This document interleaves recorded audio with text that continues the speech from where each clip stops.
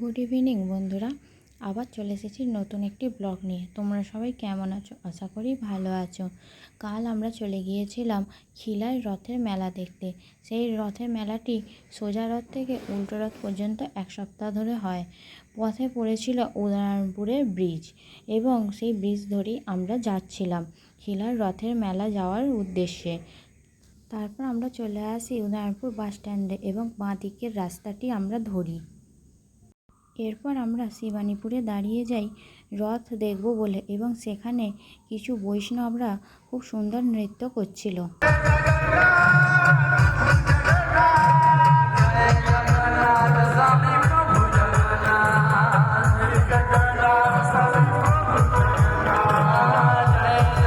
এবং তারপরেই আসে খুব সুন্দরভাবে সাজানো জগন্নাথ দেবের রথটি।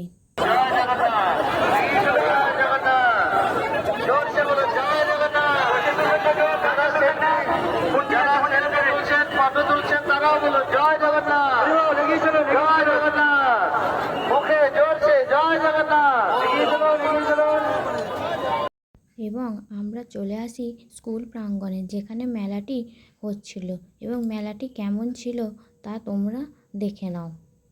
আশা করি ভালো লাগবে।